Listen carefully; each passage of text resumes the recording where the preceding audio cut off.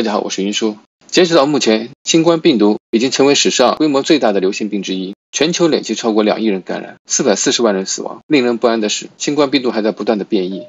而在今天早上，我打开微信，看到了一则新闻视频，内容讲的是吉林珲春一男子乘坐出租车，在路上偶遇一只大老虎，坐在车上的男子和老虎对视了1-2分钟，老虎才慢悠悠的离开了。大家可能会问，你这个新闻和疫情病毒有什么关系吗？如果在之前，云叔可能和你们一样，没有办法把2件事联系在一起，但是你听过今天的故事后，也许你们会有不一样的想法。2020年初开始，一场新冠病毒爆发席卷了整个中国乃至全世界，紧接着包括中国内地在内的其他国家都不同程度地颁布了一些强制性的封闭性的防御措施，尽量让居民待在家里，减少出门。似乎一夜间全世界被按下了暂停键，不，似乎只是人类按下了暂停键。城市中的道路变得空旷，整个城市变得安静下来。相比以往，城市里的噪音污染减少了80%，鸟鸣的声音变得清澈起来，这些声音之前被城市里的车水马龙给淹没了。城市的音浪甚至影响了鸟类族群的求偶。研究人员推测，2020年以来，这些鸟类将迎来繁殖期的高峰。在遥远的美国西海岸，每年有超过100万的海上游轮在上面航行，但是因为疫情，它们都停航了。广阔的水下世界比以往安静了25倍。科学家竟然用水下麦克风记录到了座头鲸全新的交流方式，这是人类之前从未听过的。它们可以在更遥远的距离之间进行无干扰的交流。在这片安静的水域，当母鲸出去捕猎时，如果幼崽遇到危险，母亲可以及时的听到呼救。在往年，只有7%的幼鲸活到了成年，然而在疫情期间，它们的存活率大大提升了。在新冠病毒爆发期间，全球空气污染的减少速度也令人惊叹。数天内，洛杉矶迎来了近40年来最好的空气质量。中国各地空气中有毒气体的含量也下降了1半，甚至在污染最严重的国家印度，在封锁人群的第12天也发生了奇迹。一位业余的摄影师在吃完早饭后爬上了自家的阳台，然后他兴奋地告诉父亲，快上楼看，可以看到山了。那是圣山喜马拉雅山。这是他有生以来第一次在自家的屋顶上看到200公里以外的喜马拉雅山。他在城市的雾霾里隐藏了30年。这次的突然出现，年轻人用自己的镜头捕捉到了这个瞬间，并把它分享给了全世界。美国佛罗里达州的海滩，这个被称作度假天堂的地方，疫情之前，每年都有成千上万的游客过去打卡。由于发达的旅游业，当地海龟的筑巢率只有40%，因为他们不愿意去拥挤的海滩进行产卵。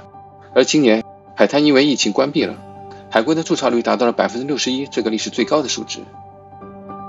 不单单是海洋和海滩，在城市里，河马大摇大摆地走进了加油站。以色列的公园里，胡狼在游荡。这里的街头竟然还出现了一只美洲狮，人们蜗居在家中，这些动物似乎重新做回了这个地方的主人。日本的奈良市，曾经这里是1000多只梅花鹿的故乡，它们的居住环境被大量的城市发展逐渐的侵占。当仅剩下的草地已经不能给它们提供足够的食物的时候，它们开始向人类寻求食物。米糠饼渐渐成为了它们重要的食物来源之一。但疫情之后，游客没有了，食物也没有了，人们开始担心奈良鹿会不会被饿着。但事实和他们想象的完全不同，一些老鹿仍然记得哪里是他们曾经去过吃草的地方。于是他们穿过无人的城市，穿过钢筋丛林，重新回到他们曾经吃过草的地方，惬意地享受着本该属于他们的片刻宁静。由于疫情，他们的饮食结构重新得到了调整，让鹿群变得比以前更加健康了。人类缺席的时间越久，动物们就变得越来越勇敢。当南非的狩猎期被取消，豪华的酒店虽然空空如也没有人，但是马上他们有了一批新的主人。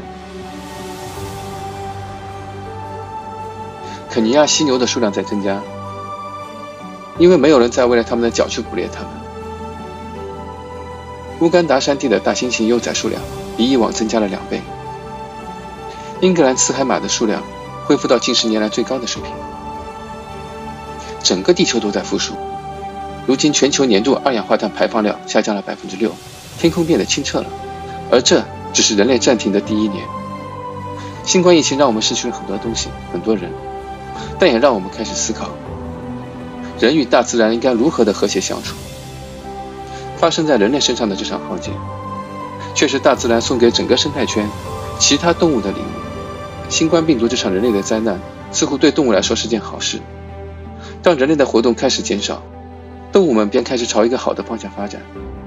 以往人类总是狂妄自大，总是以自己的得失来衡量其他生物现象好坏的标准，比如把蚂蚁、飞蛾当成害虫，定义暴风雨、台风为灾害天气等等等等。有没有想过，疫情也好，极端天气也好，这些都有可能是地球的免疫系统被激活了，免疫系统正在工作。在云叔的住处附近呢，有条小河，以往每年的这个时候，周围都有不少人在这里钓鱼。之前也觉得这边也没有什么不好的，可是自去年疫情以来，就很少看到有人在这里钓鱼了，因为管控的原因。但是就在2个月前，我竟然看到了顶着橙黄色头冠的白鹭。起初只是觉得这只白鹭非常好看，后来看了新闻才知道，这是国家的2级保护动物牛背鹭。如果不是亲眼所见，我也很难把牛背鹭和新冠病毒联系在一起。还有就是张文宏院士与病毒共存的言论，引发了网上巨大的讨论。